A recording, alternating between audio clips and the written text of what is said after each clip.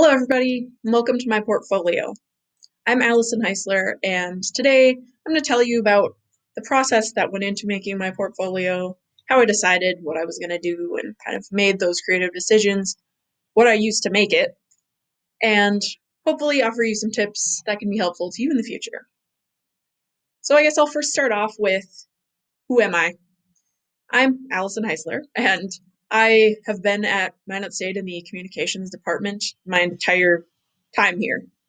I came in dedicated to the communications and broadcasting department, and I've stuck with it the entire time, making some little bit of shifts along the way and learning what I wanted to do in the future. And what I found through that is that I really like the more creative and kind of design side of that sort of thing, and kind of making ideas and creation, basically, is what I would explain. So ultimately, in the future, I'd absolutely love to help brands either that are just up and coming from the bottom up, creating their vision, what they want to be, visuals, all that sort of thing, or rebranding, kind of helping struggling brands, organizations to kind of convert and modernize or become a little more current if they're looking to change what they're doing, that sort of thing.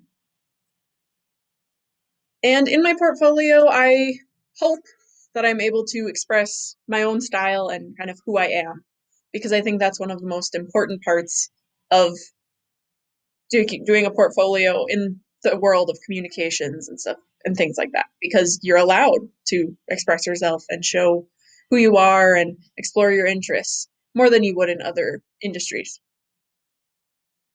So starting off with my portfolio website here, I really wanted to go for a clean, minimal, kind of simple design style because that's me, and I just wanted that to reflect in my work. And then one of the first things I did was write this description right here, which I think is pretty all-encompassing of what I've learned, who I am, kind of different things I know how to do, and showcases the background that I have in journalism and all the different skills I've been able to learn. Because a lot of that stuff is applicable to many different areas. And that's what I've liked about studying communications is its application in so many different places. And I made this website on a, a host, I guess that's what they're called. The host of Simple Site. I kind of worked in different other ones and tried to figure out which one was better and what worked and all that sort of thing. But ultimately, a lot of them were very complicated, and I don't have that much background in working in website design. Very little to it that I know about that. So I wanted something that could accomplish what I wanted. And with something like Simple Site, if you want a very basic website, you can accomplish it. So in here, when you have the front page, you have obviously my little bio and my picture, which I considered actually a lot of different pictures. I wanted something that was a little bit more like traditionally professional, like headshot type photo, but I didn't have one that really worked. And maybe in the future I'll probably get some done. But this was from a recent trip that I took to the beautiful beach, and I thought that worked with my blue and white theme, and it I think expresses who I am. And then let's see, I have this little button here that clicks, or you can click on it, and it will take you to my resume, which is also styled and designed similar to the website and kind of the overall design of my entire portfolio. That kind of all flows together, creating that circular world of branding and how branded content and things like that all should match up and create a whole world and universe around your brand. So when you get onto my resume, which, warning, it does have a lot of information on it. It has a lot of stuff. I had a lot of good things to list. Thankful for all that. Thankful for all I've been able to do and all the things I've been able to experience to be able to have a resume like this. And that was kind of difficult to be able to condense it down, usually to one page. You'll see that I have more than one page, which is a choice that it's definitely a choice. A person might not look at the second page, and that's why you'll see why I've put certain things there. But also with this resume, as I said earlier, it's also very simple and takes on a minimal kind of design. And I'll do a little slow scroll through it here. Then I'll go into a little bit more detail. So right at the top, again, I open up with an About Me section to just describe and really give a picture of who I am to people who are looking at it, whether that be employers or other people or people who want to work with me or collaborators or anything like that. And in that, I really wanted to offer a wide array of different things that I can do. And I focused on more personal things about me, even, because that's important to feel out kind of who a person is when you're working with them. And so I kind of have my specialties on here, creative interests. And then I really wanted to include, obviously, talking about my writing, which I've done a lot of. The specialty kind of things I've done a lot of. So current events, cultural, historical research, and entertainment, stuff like that. I think it'd be really cool to work in that sort of research-based industry. At one point, I wanted to work in publishing, which maybe in the future, that would be super fun to work with a publisher somehow. And then we have my knowledge and skills and technical proficiencies, which is kind of my skills section, but I wanted to kind of separate it out and show this is the bare basics of here's what I know technically and very to the point and one worded. Just can this like if you're glancing over this, you'd see, oh, she knows AP style and writing and she can do this and she knows how to use those programs, that sort of thing. And then I have my professional experience listed first, which is a choice that I deliberately made. Most people will put their education up here. I chose not to because ultimately I believe it doesn't really matter where your education came from. It's the fact that you have it and what you can do with it and what you can do with all the things you've learned. So I decided to list my professional experience first because that is more pertinent to me now. After you graduate, your professional experience is much more important, I think, than where you got that education. Because your time with that has kind of ended, and now you're going up and moving on. So in my professional experience section, most of it focuses on my time spent at the Red and Green newspaper, which I've worked at for 2.5 to 3 years. By the time I'm done, it'll be about 3 years. And I've done just about everything that you could do with it. So I've learned a lot of things. As you can see, there's a lot of different little bullet points. I went back and forth with, is that too much? Is it too little? What can I take away? And ultimately, I felt I boiled it down to what was necessary and what I needed to be there. So I kept it very simple, and I hoped to highlight my kind of my ability to write in a concise way, because I think that's one of the main things that I've figured out is both being able to write in detail and express enough detail that you get the point, but it's also concise enough that it's not wordy and long-winded, because that would take up way too much space in the world of writing, especially journalistic writing.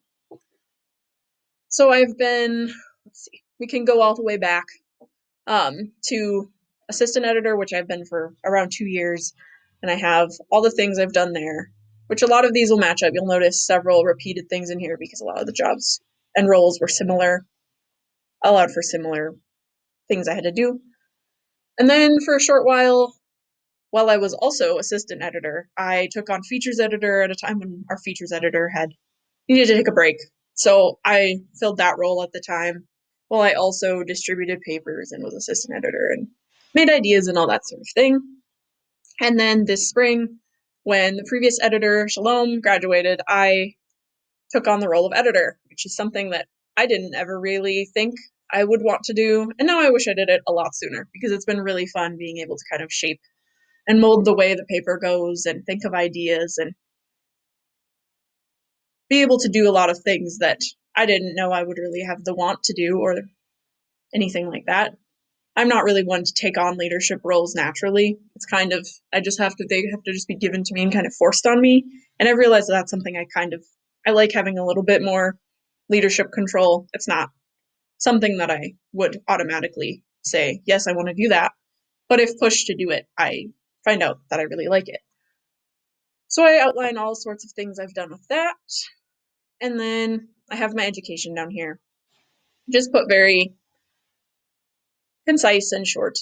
And then I put relevant coursework at the bottom because I felt like that was in the area of your explaining your education. It's good to explain the different like specific topics you've taken, not course numbers, but topics you've taken and things you know how to do because you can't express everything in your resume. And we move on to the second page where my more just general work experience lives, just to show more about the type of like worker I am, the type of things like that I've done. And then I included this section called project experience because in the world of broadcasting, and especially in our major, a lot of your things are learned through projects and being on teams for projects and that sort of thing. So this section, I talk about different things, everything from doing inside out to working on redesigning the masthead of the paper and include other different things I've helped with. But I also wanted to include in this area a research project that I was able to participate in summer of 2019, and in which I got to go to New York City and do some research at the New York Public Library, which was a wonderful experience. We never got to publish that research, unfortunately, because of the pandemic. The event never happened, so it's not fully published anywhere. Maybe one day I'll be able to do something with that, which would be really cool, because it was quite fun and interesting. Researching something that's politically based, kind of, is not something I thought of myself doing ever, but again, really enjoyed it. Super cool experience, learning how to research and experiencing things that I wouldn't have at all. One of them being actually going to the New York Times like office, which is not something you can do, and having that experience and seeing how they work sort of in the what the newspaper process is like in the real world. And then at the bottom I just have a little call out for people to go to my portfolio website and see more of what I've got to show in the world. And that's where we'll go next. So I have a lot of things that I've done over time. I've written, I've shot video, I've done photo projects, I've designed publications. The last 4 months I've been putting together the red and green newspaper every couple weeks, and recorded audio stuff, all wide array of things. And was very difficult to decide whether you showcase one part of that or you showcase a little bit of everything. And I chose to show just a little bit of everything because I feel like showing that you can do a lot of things is something that is beneficial. Because again, another thing about the world of communications that I've learned is that you're often the go-to person, especially in our area. So you need to know how to do a large variety of things because you'll be expected to know those skills. The biggest thing that I've done in my time here is writing. Obviously, that makes sense because of journalism being my main focus. So I've experimented with writing a ton of different categories and styles of writing. If there's something that I wanted to explore, I've been able to do it. And that's something I'm very grateful for. So I've written news articles and current events, typical AP style news stuff. There's quite a bit of that here. And in here I've included pictures of a few of them that I didn't have the links to.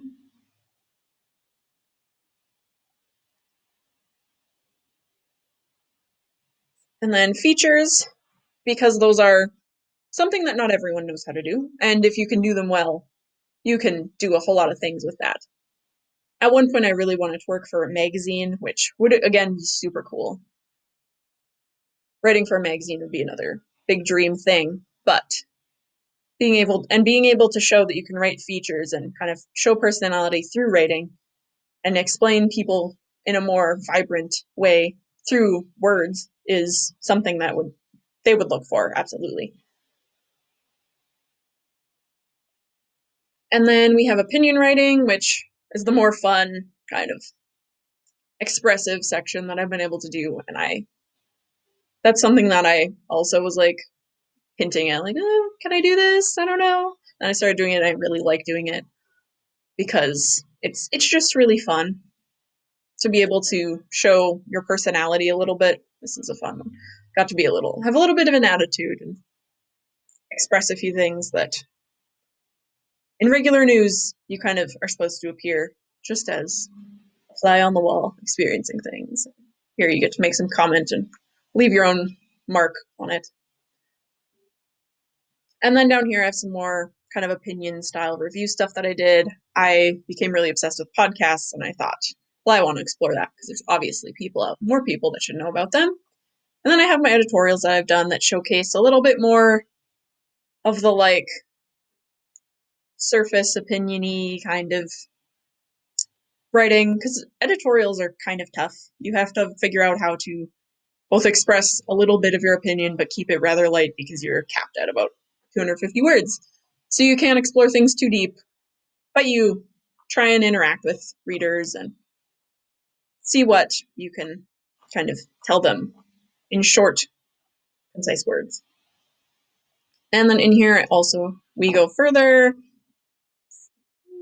We have publication design, which I felt was another important thing to put on here, an important thing to have, because that's InDesign is a major thing that I've been able to learn, and I'd like to say I'm good at it. I've learned how to use it and kind of tweak it and figure it out, and learned how to be creative in what otherwise would be a kind of not boring, because using just words to create visuals isn't boring, but you kind of have to think outside the box a little bit in how you're going to showcase things. So when we click into these, it opens on this website, which is a PDF it's a magazine hosting website, basically. And slow internet here. But I wanted to show these PDFs in a way that's a little bit more interactive for readers.